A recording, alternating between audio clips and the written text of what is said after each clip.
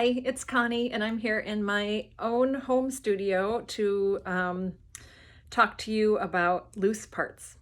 So, one of the things about loose parts is I didn't know that it had a name for a long time, and I must be a fan of loose parts because even when my kids were little and they're now grown, um, I would collect all kinds of things, or they just had a tendency to want what I used to call junk, junk art. Just little things that normally we maybe would have thrown away or we found or recycled that we saved from the landfill and turned into art, or things that we would collect in nature.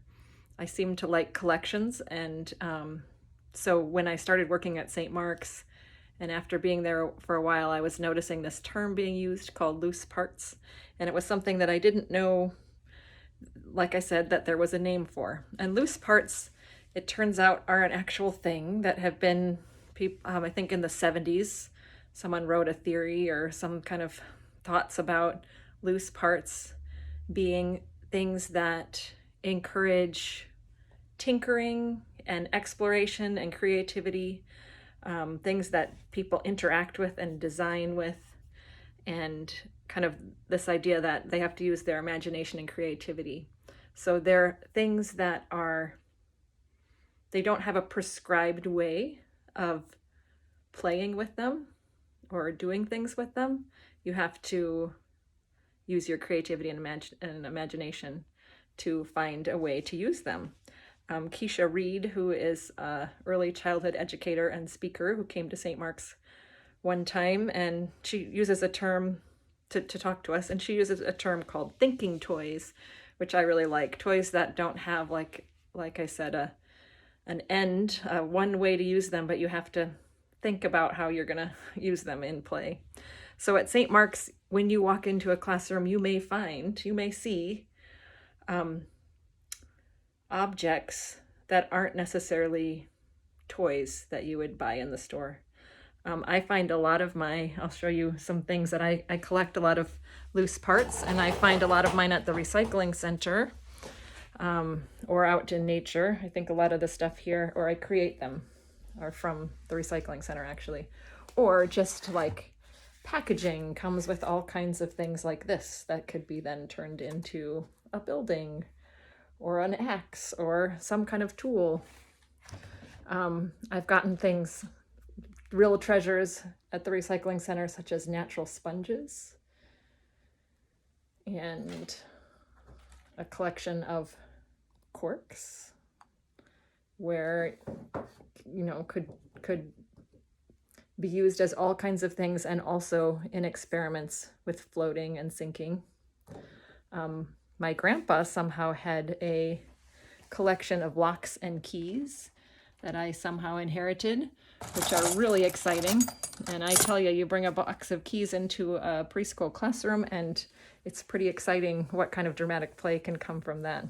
Or something simple like bottle caps, or marbles, or things you might find in the store, popsicle sticks of different things, pieces of wood, eyeballs, gems.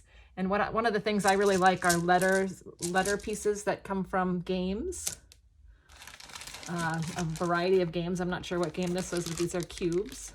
And I love this kind of thing so much that I created my own loose parts with them, with clay, and stamped letter stamps on them.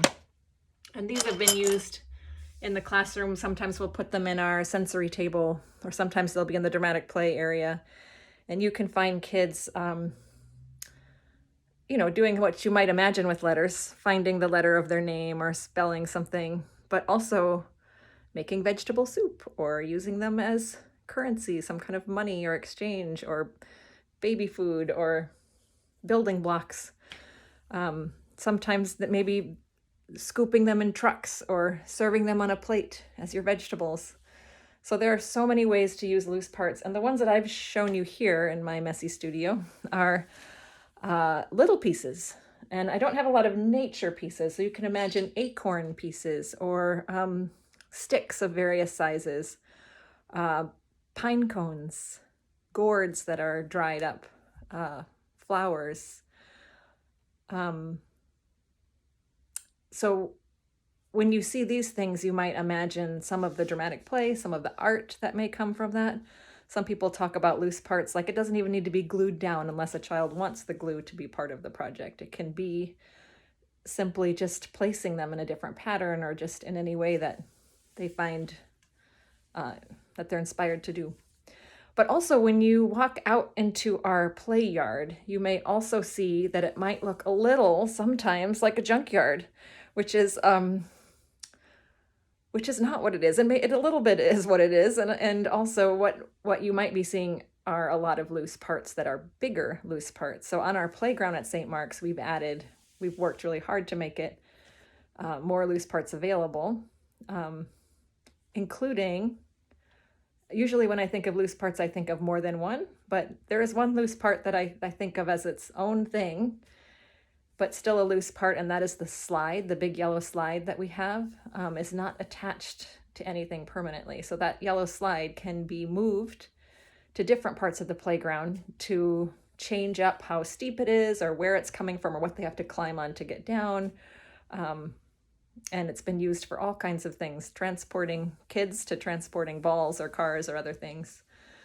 So loose parts could be as big as a slide. It could be long boards that I've seen kids make ramps for their bikes off of. We've had a lot of milk crates that have been used for building and ships and storing things and carrying things and hiding places. It is an endless amount. If you look around and see the world through loose parts, it can be actually really exciting. In fact, you might even notice like at a birthday party or a Christmas time and the child will get a toy that is a really cool electronic toy or something, but maybe almost as interested in the boxes that everything was packed in and using those in their play. So when you start seeing the world in loose parts, a lot of things can open up, a lot of possibilities. What can also happen in this week when we're talking about environment is it can be a little overwhelming sometimes if you're somebody who likes to collect things or your child is somebody who likes to collect things. So that's something to balance with loose parts, to notice what your comfort level is with loose parts, like in your environment, your home. For me in my classroom, I've worked with different teachers over the years, and different teaching teams have different levels of comfort with how many loose parts are in the environment. And we also notice that different children have different feelings about it as well. It might be too overwhelming for some children to have too many things out, and for some kids, they just want more and more. So finding that balance within your home, and that can include not necessarily then, not having them at all, but having an organizational system where not everything is put out at once, but maybe rotated through the week or the month or the season, and moving things along when they're not played with as often. So that's what I have to say about loose parts, and I hope you learned a little something, and we just think it's a super fun and creative way and for children to experiment, explore, be creative, and we hope that you find some fun with that too, if you haven't already. Thanks.